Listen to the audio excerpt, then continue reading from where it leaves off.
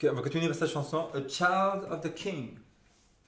My father is rich in houses of land. He holdeth the wealth of the world in his hands. Of rubies, of diamonds, of silver and gold. His coffers are full. He has riches untold. I'm a child of the King, a child of the King, with Jesus my Savior. I'm a child of the King. Couplet numéro 2, il nous dit: My father's own son, the savior of men, once wandered on earth the poorest of them. But now he is pleading our pardon on high, that we may be his when he comes by and by. My father's own son, the savior of men, once wandered on earth the poorest of them. But now he is pleading our pardon on high, that we may be his when he comes by and by. I'm a child of the King, a child of the King, with Jesus my Savior. I'm a child of the King.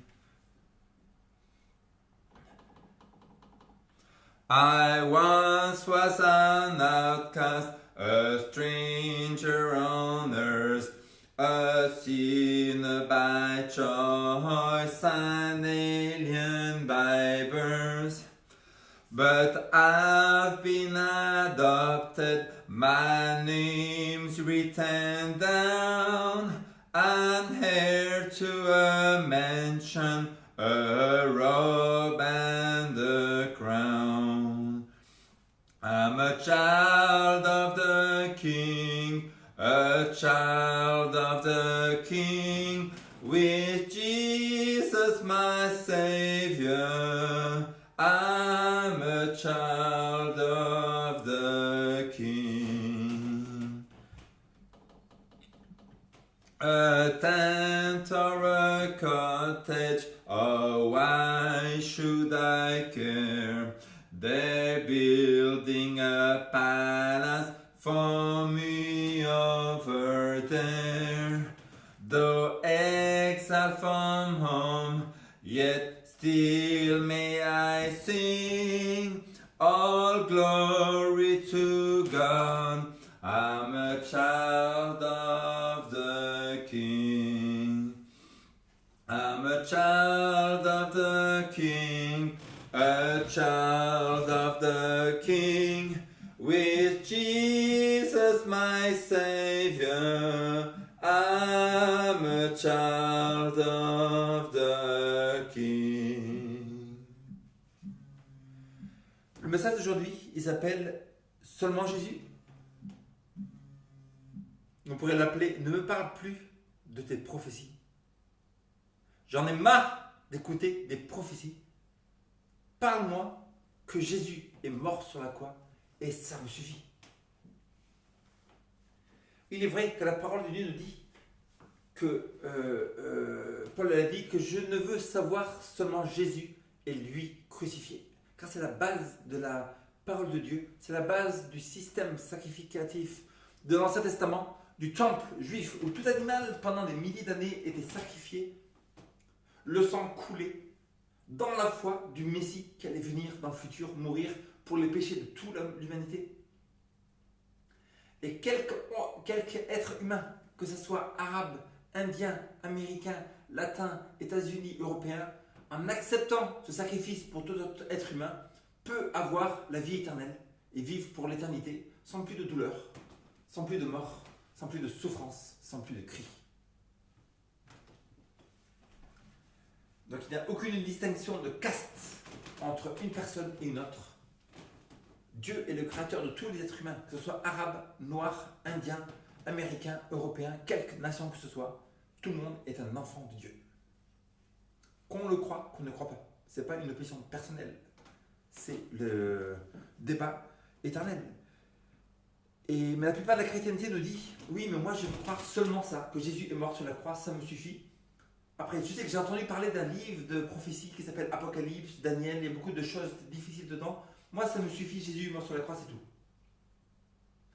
Mais la parole de Dieu nous dit que l'apôtre Jean était, le prophète Jean, j'étais dans l'île de Patmos pour la parole de Dieu, le témoignage de Jésus-Christ. C'est le témoignage de Jésus. C'est Jésus qui nous donne des clartés pour la fin du monde, pour savoir ce qui va se passer. On a plusieurs temps dans l'histoire. C'est comme au temps de Noé. La personne va dire, moi je crois en Dieu.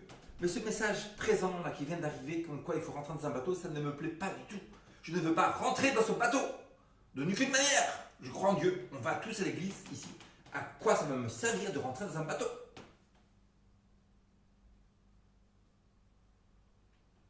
Au temps de Jésus, les milliers de Juifs ils disent, mais qu'est-ce que c'est que ce message que cette personne-là, ce serait le Fils de Dieu, Dieu lui-même. Nous, on va au temple juif, nous, on prie Hachem, nous, on lit la Torah, nous, on fait tous les rites et les cérémonies du matin au soir d'Israël. Ça me suffit, je n'ai pas besoin de ce Messie-là.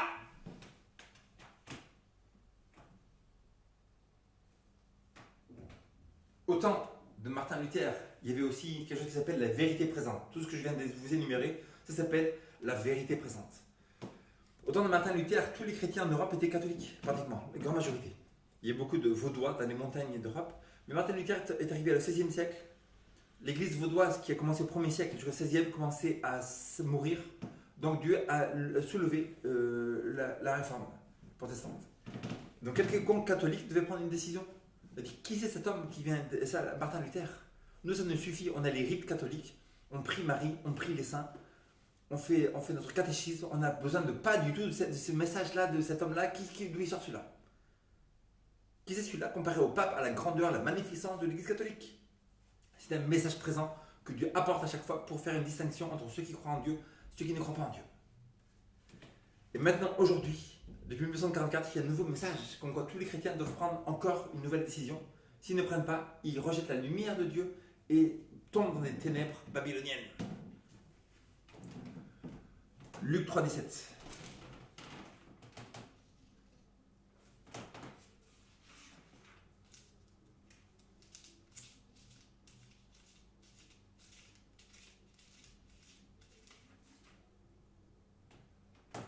Il a son van à la main, il nettoiera son air, il amassera le blé dans son grenier, mais il brûlera la paille dans un feu qui ne s'éteint point.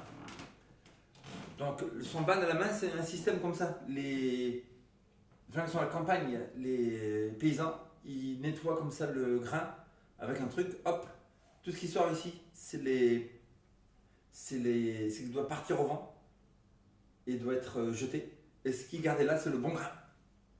Dans son église chrétienne mondiale, Dieu, Jésus est en train de nettoyer le grain. Ceux qui restent ici, ceux qui ont la foi en Jésus, ceux qui ont un caractère comme Jésus, ils restent dedans. Et ce qui part, ça va être détruit. Ça veut dire que dans la chrétienté, une grande majorité vont partir. Nous avons Luc 6, 26. Malheur lorsque tous les hommes diront du bien de vous, car c'est ainsi qu'agissait leur Père à l'égard de vos prophètes. La chrétienté d'aujourd'hui accepte le monde, essaie de se conformer au monde, se conformer aux rites mondains et non pas à Dieu. La Bible nous dit que malheur à vous, chrétiens, quand tout le monde est ami avec vous, tout le monde est sympa avec vous, tout le monde vous aime, etc. Donc c'est pas normal parce que vous devez avoir des oppositions en tant que chrétien, chaque fois, tout le temps. L'apôtre Paul, partout où il allait, il y avait des émeutes, il y avait des cris, les gens ils criaient partout, ils se rouillaient vers lui, ils le frappaient, etc.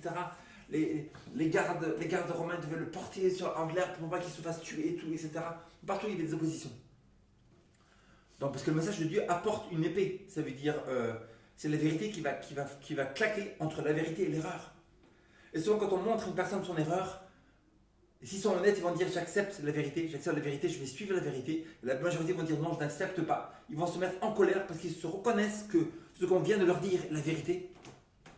Mais eux, ils aiment tellement leur erreur évolutionniste, leur erreur de toute leur fausse religion, ils aiment tellement leurs erreurs qu'ils vont s'énerver parce qu'ils reconnaissent que c'est une erreur, mais ils n'ont pas le courage de suivre la vérité. Donc ils vont commencer à avoir la colère et la persécution.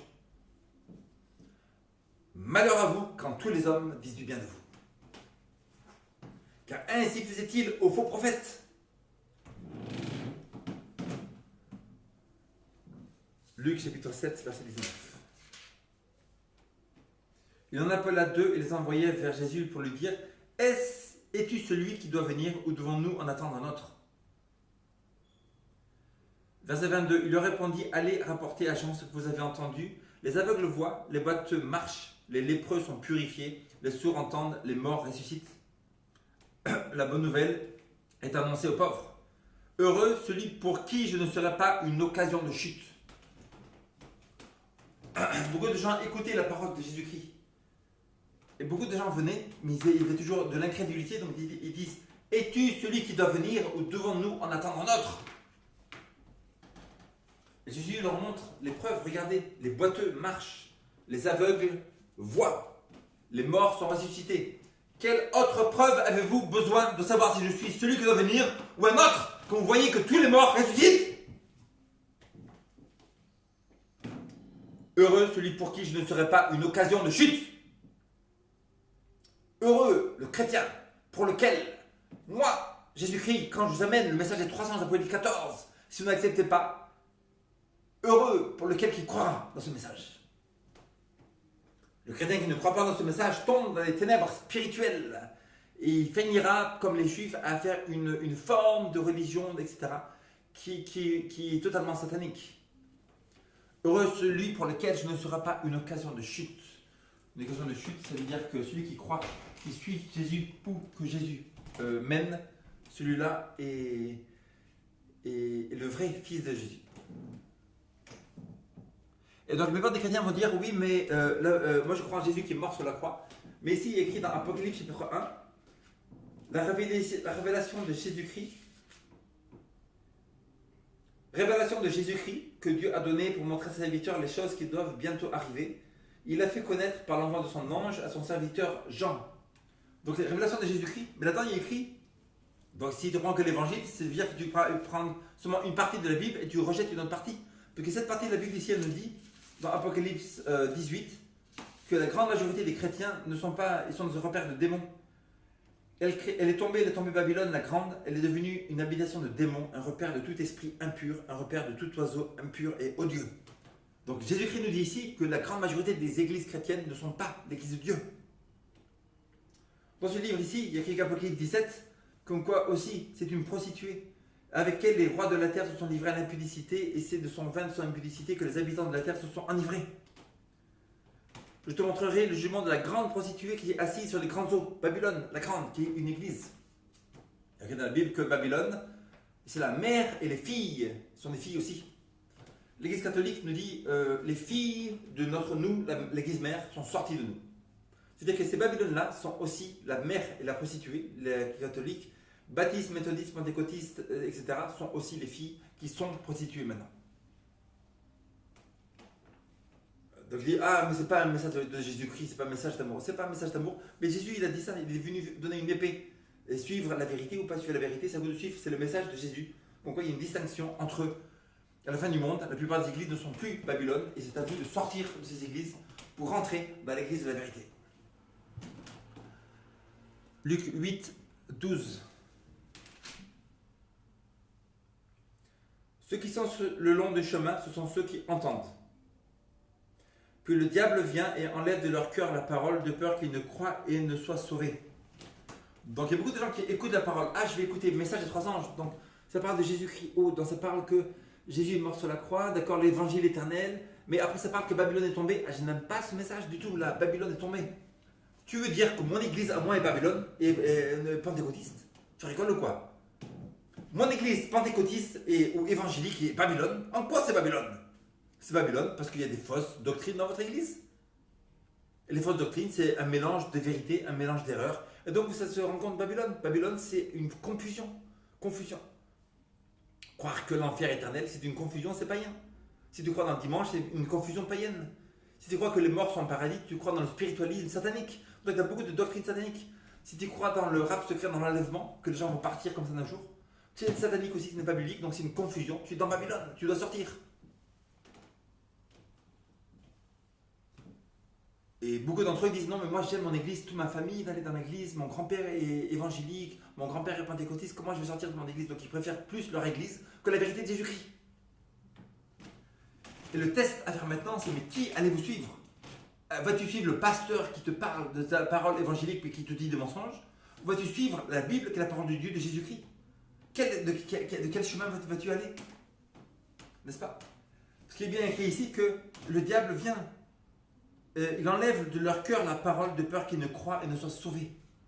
Donc on vous parle de ce message, mais les gens ils vont dire ah au fond j'aime pas vraiment ce message, je suis habitué à mon église, je reste dans mon église, et donc le diable enlève la parole qui est dans le cœur pour qu'ils soient sauvés.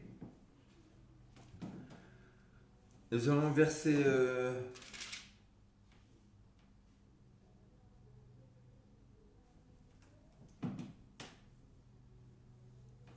Luc 8, 12, 20 et 21. Luc 8, 12, 20 et 21. Versets 20 et 21. On lui dit, ta mère et tes frères sont dehors et ils désirent te voir. Mais il répondit, ma mère et mes frères sont ceux qui écoutent la parole de Dieu et qui la mettent en pratique. Ma mère, ceux qui suivent Jésus, ceux qui disent chrétiens, c'est ceux qui écoutent la parole de Dieu et la mettent en pratique. Ceux qui disent non, je préfère mon église, je suis habitué, je suis tranquille là-dedans, ils ne suivent pas la parole de Dieu, ils ne sont pas les fils ou les mères de Jésus-Christ. Tu te dis chrétien? Tu te dis quelqu'un qui suit Jésus-Christ? Tu te dis quelqu'un qui va à l'église, qui aime Jésus? Il est écrit ma mère et mes frères sont ceux qui écoutent la parole de Dieu et qui la mettent en pratique. Si tu écoutes un message de Dieu, de la Bible, et tu ne veux pas le mettre en pratique, tu n'es pas le fils de Dieu, tu n'es pas l'ami de Jésus, tu n'es pas le frère de Jésus-Christ. Et donc, nous allons déterminer par ici. En fait, j'ai oublié la page. Donc, moi, c'était Tragédie des siècles.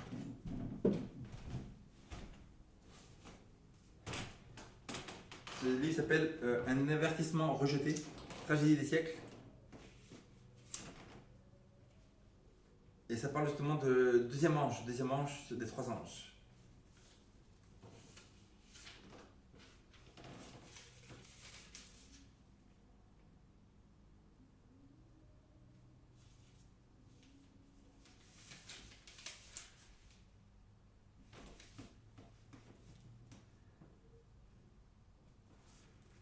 On a ça rejeté, c'est le chapitre 21, le Tragédie des siècles.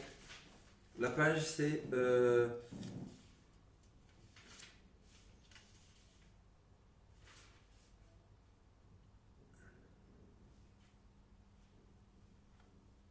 terme Babylone, confusion, convient bien à ce corps religieux des églises protestantes déchues qui professent tous puiser leur doctrine sur les Écritures, sont factionnés en sectes innombrables aux croyances et aux théories contradictoires. C'est pas la page que je cherche. Where is the page? Oh, ici. Le message du troisième ange, d'abord prêché dans l'été 1944, s'appliquait alors plus directement aux églises des États-Unis. L'avertissement relatif au jugement avait été plus généralement prêché et rejeté, et où le déclin avait été le plus rapide. Donc ça parle quoi? Le message du premier ange, les trois anges dans l'Apocalypse 14. Le premier ange avait été prêché été 1944. La plupart des églises méthodistes, pentecôtistes, etc. ont rejeté ce message. Donc les ténèbres ont été plus grandes, parce qu'ils ont rejeté le message de Dieu. Pourtant, la proclamation de ce message ne s'acheva pas en 1944. Les églises firent alors, il est vrai, une chute morale due à la rejection de la lumière du message adventiste, mais la chute ne fut pas totale. En persistant à fermer l'oreille aux vérités destinées à notre temps, elles sont tombées de plus en plus bas.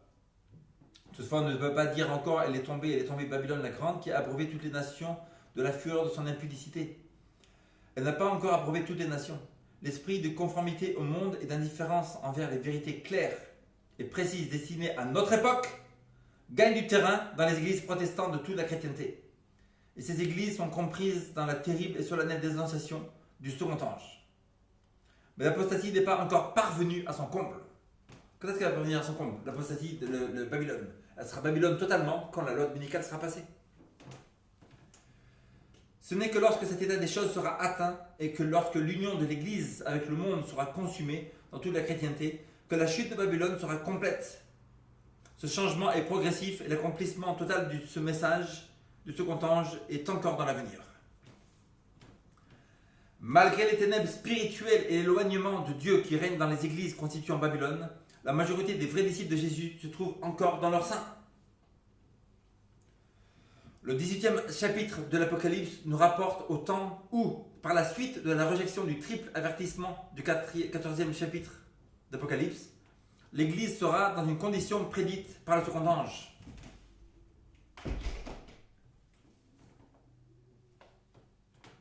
Où le peuple de Dieu resté dans Babylone sera exhorté à en sortir. Ce message est le dernier qui sera jamais donné au monde. Il accomplira sa mission. Quand ceux qui n'ont pas cru à la vérité, mais qui ont pris plaisir à l'injustice, seront abandonnés à une puissance d'égarement et croiront au mensonge, la lumière de la vérité brillera sur ceux qui seront prêts à la recevoir. À ce moment-là, tous les enfants de Dieu demeurés dans Babylone obéiront à l'appel « Sortez du milieu d'elle, mon peuple ». Ça veut dire que quand l'ordre dominical sera passé, le cri du troisième ange va partir dans toute la terre et donc les gens qui seront restés, qui se diront chrétiens, seront appelés à en sortir. Ceux qui n'en sortiront pas n'iront pas au paradis. Ça veut dire qu'ils auront reçu la marque de la bête, ils auront refusé la lumière de Dieu de la fin des temps. Comme au temps de Noé, ils auront refusé de rentrer dans l'arche de Noé, qui est la fin des temps, l'église adventiste du 7e jour, la vérité, la seule vérité de Dieu aujourd'hui. Et que l'Apocalypse 14, 6 à 12 dit bien qu'il y a 3 anges. Le premier ange, il a écrit qu'un jugement est arrivé, le sanctuaire est purifié en 1944. Craignez Dieu, donnez-lui gloire, car l'heure de son jugement est arrivée. L'ange numéro 2 nous dit Babylone est tombée, est tombée. C'est-à-dire que juste après 1944, les églises qui ont rejeté ça, ils se sont dit non, nous ne voulons pas ce message, nous n'acceptons pas ce message, elles sont devenues Babylone. Donc toutes les églises chrétiennes du monde entier sont devenues Babylone aujourd'hui. On vient de dire qu'elles n'ont pas atteint l'état total de Babylone. Ça veut dire que la plupart des chrétiens sont toujours dans leur sein. Mais quand la loi dominicale sera passée, où le président américain va clasper la main du pape de l'autre côté des États-Unis, là-bas aux États-Unis, il va mettre la main de l'autre côté à travers la mer, ici avec le pape, ils vont clasper les mains, unir les deux ensemble pour passer une loi dominicale. Loi dominicale le dimanche qui est un jour païen, qui n'est pas biblique, ça veut dire que alors Babylone sera complète. Son union, l'union de l'église soi-disant protestante sera devenue totalement mondaine et donc elle aura l'atteinte de l'état de Babylone. L'état de Babylone, nous dit Apocalypse 18.4, c'est aussi être un repère de démons. C'est-à-dire que ces églises-là sont remplies de démons dans leur sein. Sont remplies de démons. Un repère de démons est tout esprit impur, un repère de tout oiseau impur et odieux. Ça veut dire que les gens parleront de Jésus-Christ, ils auront la Bible, mais ils parleront à travers la puissance de Satan. Et donc le troisième ange nous dit que tous d'entre vous, chrétiens, qui vont continuer à garder le dimanche, si vous savez que c'est un jour païen, si vous vous rendez compte que c'est un jour qui n'a aucune autorité biblique, mais vous continuez à faire ça juste pour plaire au monde, pour gagner de l'argent, pour être ami avec tout le monde, donc vous recevrez la marque de la bête. Vous recevrez la marque de la bête, vous refuserez l'amitié de Jésus-Christ, vous accepterez l'amitié du monde et de Satan. Et donc c'est-à-dire que la grande majorité des chrétiens, bientôt, peut-être 80%, 90%, n'iront pas au paradis. Ils vont recevoir sa marque de la bête, c'est-à-dire qu'ils vont refuser Dieu, refuser la Bible, ils vont avoir des formes de cérémonie, comme les Juifs avaient des formes de cérémonie.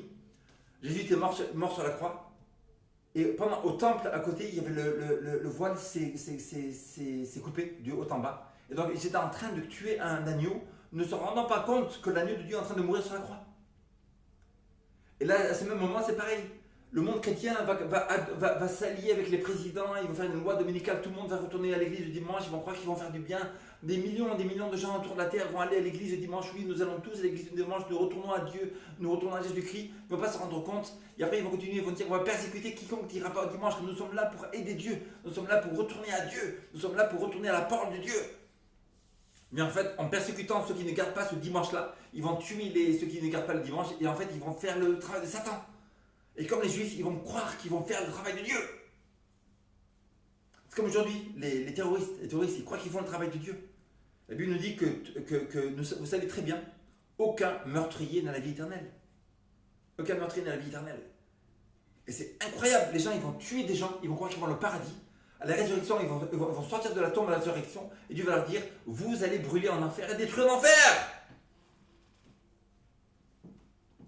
Et vous tous les chrétiens, pourquoi vous jouez le christianisme? Vous ne vous en rendez pas compte, il y a une vérité, le principal c'est suivre ce que la parole de Dieu nous dit. C'est différent comme message, mais écrit que Apocalypse 14, 6 à 12 nous dit, si tu reçois la marque de Satan du dimanche sur la tête, tu n'iras pas au paradis, tu recevras la marque de la bête et tu vas être condamné par Dieu.